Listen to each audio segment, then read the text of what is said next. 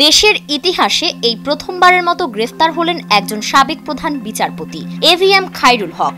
একসময় যিনি ছিলেন দেশের সর্বোচ্চ আদালতের অভিভাবক, তিনি আজ কাঠগড়ায়। 24শে জুলাই সকালে ডিবি পুলিশের হাতে গ্রেফতার হন তিনি। তার বিরুদ্ধে রয়েছে রায় জালিয়াতি এবং রাষ্ট্রদ্রোহের মতো গুরুতর অভিযোগ। ডিবি সূত্র জানিয়েছে, তার বিরুদ্ধে দায়ের হওয়া 3টি মামলার মধ্যে একটি মামলায় তাকে গ্রেফতার দেখানো হয়েছে।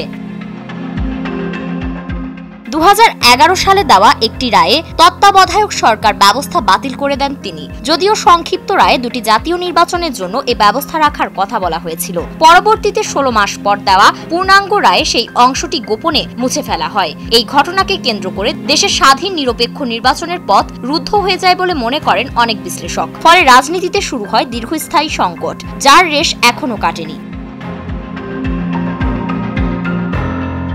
এই রায়ের পরপরই বিচারক খায়রুল হক পুরস্কৃত হন এবং পরে আইন কমিশনের চেয়ারম্যান হিসেবে দায়িত্ব পালন শুরু করেন। তবে এই পদে থাকার সময় তিনি সরকারি তৎকালীন আইনমন্ত্রী আনিসুল হকের সঙ্গে প্রকাশ্যে বিরোধে জড়িয়ে পড়েন। পরবর্তীতে নিজেই প্রধানমন্ত্রীর কাছে গিয়ে মেয়াদ বাড়িয়ে নেন, যা বাংলাদেশের নজিরবিহীন বলেই বিবেচিত হয়।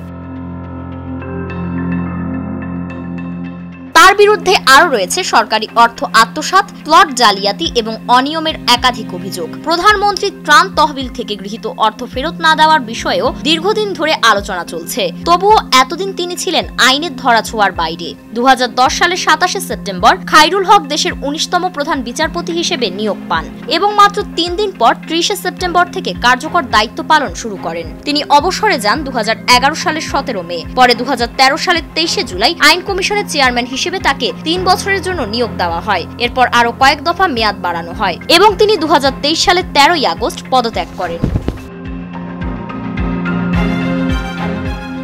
বিচারপতি খায়রুল হক তার কর্মজীবনে সংবিধানের 13শ সংশোধনী বাতিল এবং ফতোয়া অবৈধ ঘোষণা, বঙ্গবন্ধু মামলার রায় এবং সংবিধানের 5ম সংশোধনী মামলার রায় সহ আলোচিত রায় প্রদান করেছেন। সাম্প্রতিক সময়ে দুদক অভিযোগ পেয়েছে তিনি পূর্বাচল নতুন শহর প্রকল্পে বিধি বহির্ভূতভাবে একটি প্লট গ্রহণ করেছেন। এর ভিত্তিতে দুদক তদন্ত শুরু করেছে এবং গৃহায়ন ও গণপূর্ত মন্ত্রণালয়, রাজক এবং কর কমিশনারের দপ্তরে প্রয়োজনীয় নথিপত্র চেয়ে চিঠি পাঠানো হয়েছে।